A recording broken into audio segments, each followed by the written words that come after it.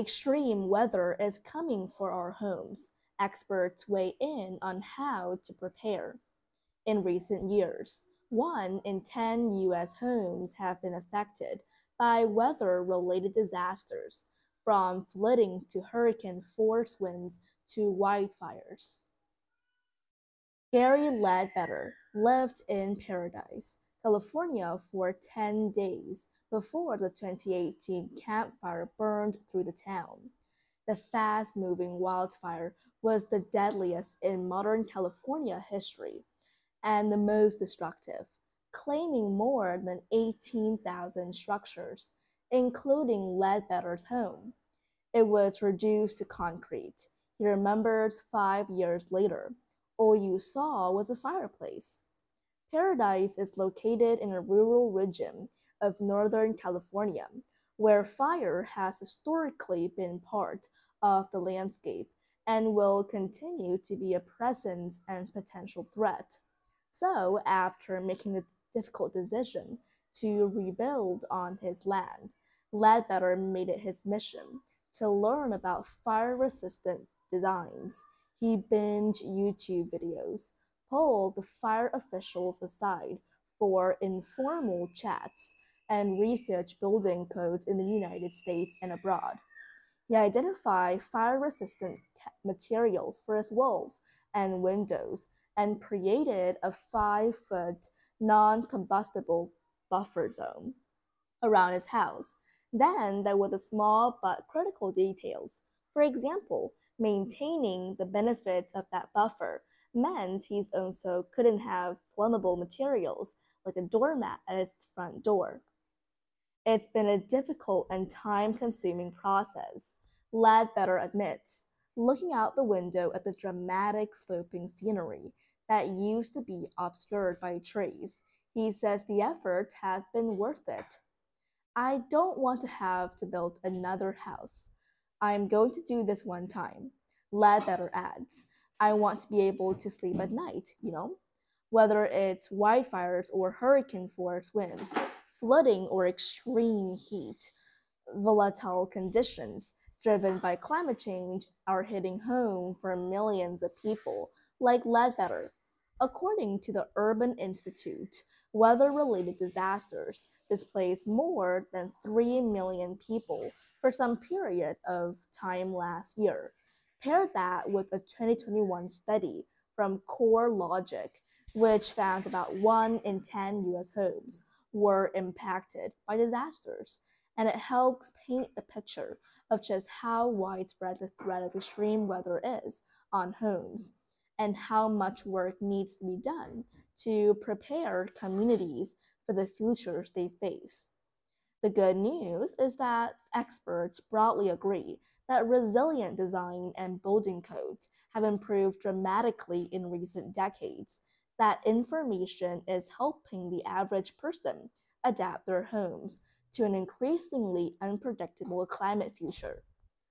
Learning from disaster.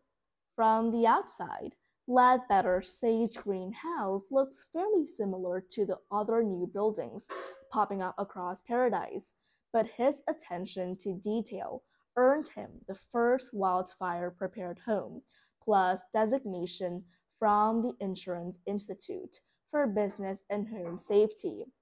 After the campfire, researchers from government agencies, nonprofits, and other institutions combed through the wreckage in Paradise to understand why the wildfire was so devastating and tried to uncover the reasons some buildings survived.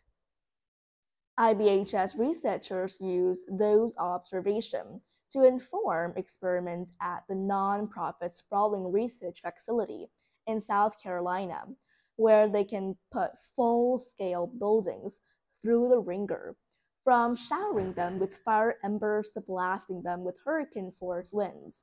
This allows researchers to recreate hazardous conditions, testing a variety of building materials and designs to see what survives. This idea is I can't stop the tornado, but we can narrow the impact of its effect. Roy Wright, president and CEO of IBHS, says This hybrid approach of combining real-world disaster observation with lab design research has also helped researchers at Florida International University understand how to build homes that withstand hurricanes. A civil engineer has objected different types of buildings and transportation infrastructure, like bridges, to combinations of wind and rain. Using the university's sprawling wall of wind facility, he can mimic the Cat 5 hurricanes they have seen in the state. He placed different combinations of roof tiles, windows, solar panels, and other regular home features in front of a massive set of a dozen whirling jello fans to study how they hold up. In many coastal communities, homes have been raised up on stilts to dodge floods and storm surge. When it comes to withstanding wind, though, Zizes says many of the safety improvements are not particularly noticeable, despite making a major difference. New high-tech design. Popular examples of buildings that have been designed to survive disasters are often high tech, like Apple's Silicon Valley headquarters or Japan's high concept Skytree Tower, both of which use a seismic isolation designed to withstand the shaking of earthquakes.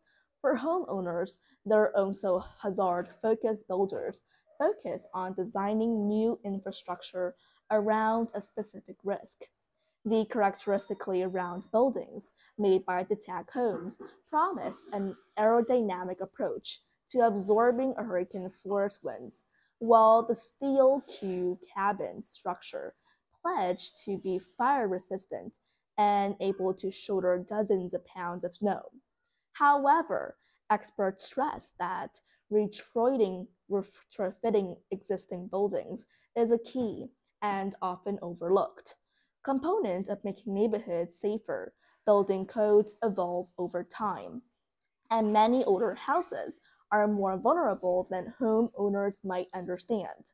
According to Yvonne Rees, co-founder and director of the U.S. Resiliency Council, yet there are a number of lower-cost strategies that are proven to fortify homes, some of which require little to no contracted work.